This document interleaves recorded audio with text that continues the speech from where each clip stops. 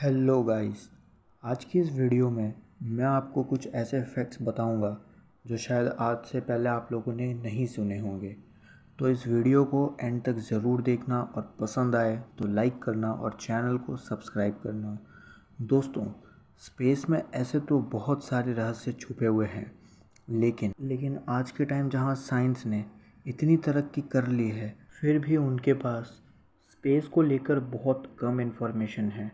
लेकिन फिर भी साइंटिस्ट रोज़ कुछ ना कुछ रिसर्च करते रहते हैं। लेकिन जितना साइंटिस्ट कुछ नया ढूंढते हैं, उससे कई ज़्यादा नई मिस्ट्रीज़ और बन जाती है, जिसे ढूंढते ढूंढते साइंटिस्ट के खुद की हालत ख़राब हो जाती है। तो उन्हीं मिस्ट्रीज़ में से एक है कि क्या मार्स पर लाइफ है। अब ये चीज़ किसी को नहीं मालूम, लेकिन साइंटिस्ट और बहुत से लोगों का ध्यान मार्स पर है। मार्स पर लाइफ है या नहीं, ये तो कोई नहीं जानता।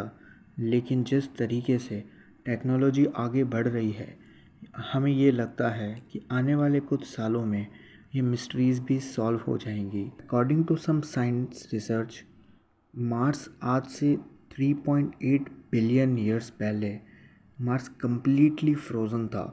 और यहाँ सबसे बड़ा फैक्ट ये है कि एंशियंट टाइम में शायद यहाँ पानी था, क्योंकि इससे रिलेटेड साइंटिस्ट को बहुत सारे प्रूफ्स मिले हैं।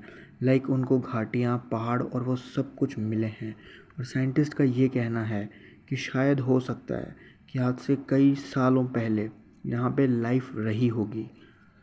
गाइस, वैसे अगर मैं आपसे पूछूं कि मार्स यानी मंगल ग्रह को सबसे पहले किसने देखा था, तो शायद आप इसका जवाब ना दे पाए। तो आइए मैं आपको इस क्वेश्चन का एग्जैक्ट आंसर देता हूँ। कहा जाता है इटली के खगोलविद गैलीलियो ने ऐसे पहले इंसान थे जिन्होंने मार्स को सबसे पहले देखा था।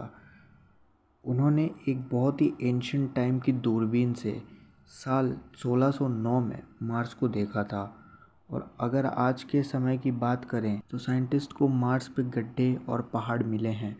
मार्स का ऊपर वाला हिस्सा आयरन ऑक्साइड से बना है और इसका कलर भी डार्क रेड है, और लोग इसको रेड प्लैनेट भी बोलते हैं। और आपको बता दूं, मार्स एक ऐसा प्लैनेट है जिसको अर्थ से हम खुली आंखों से भी देख सकते हैं। और एक इसका सबसे बड़ा फैक्ट ये भी है कि ये काफ़ी हद तक अर्थ के समान ही है। साइंटिस्ट को यहाँ 4 मौसम का मालूम चला है। According to some data, science का कहना है कि कभी मंगल ग्रह पर अर्थ की तरह जीवन रहा होगा और यहाँ का एनवायरनमेंट अर्थ जैसा रहा होगा। ये बात कितनी सच है ये तो नहीं मालूम, बट साइंटिस्ट को भी इन सब से रिलेटेड बहुत से प्रूफ्स मिले हैं। अब एक जगह जहाँ मार्स और अर्थ में बहुत सारी चीज़ें कॉमन और सिमिलर हैं, वहीं दूसरी तरफ कुछ डिसिमिलैरिटीज़ भी हैं। लाइक यहाँ का एटमॉस्फेयर और हवा।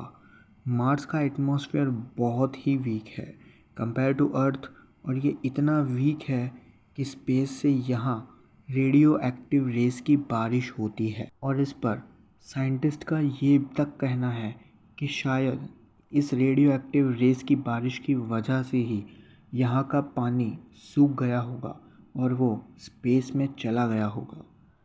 इसी वीक एटमॉस्फेयर की वजह से यहाँ पानी ज़्यादा दिन नहीं रह सकता। मंगल ग्रह पर धूल और सूखा हुआ है, जिससे यहाँ रहना बहुत ही मुश्किल हो जाता है। अब जो बात मैं आपको बताऊँगा वो बहुत ही ज़्यादा अमेजिंग है, तो इसको बहुत ही ज़्यादा ध्यान से सुनना।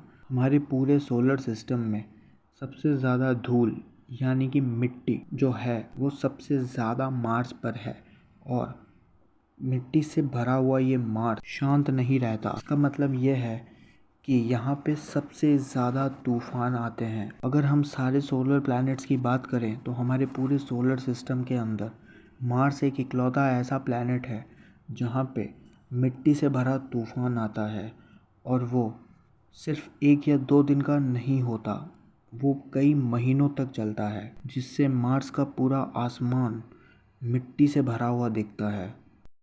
और अगर हम यहाँ के वेदर की बात करें तो यहाँ का वेदर है वो -60 डिग्री। और जो विंटर, और अगर विंटर्स की बात करें तो विंटर्स में ये -125 डिग्री सेल्सियस भी चला जाता है, जो कि अपने आप में एक बहुत बड़ी बात है। अब एक ऐसा इसका अमेजिंग फैक्ट ये भी है कि अगर आपका वेट अर्थ पे 100 किलो है तो मार्स पे वो सिर्फ 37 किलो रह जाएगा। Amazing facts, right? तो दोस्तों, आई नो ये वीडियो बहुत ही ज़्यादा छोटी थी। अगर आपको ये वीडियो अच्छी लगी तो प्लीज़ लाइक करना, शेयर करना और चैनल को जो है वो सब्सक्राइब करना। मैं आपसे मिलूंगा एक ऐसी नई वीडियो में। सो तब तक के लिए बाय बाय, जय हिंद।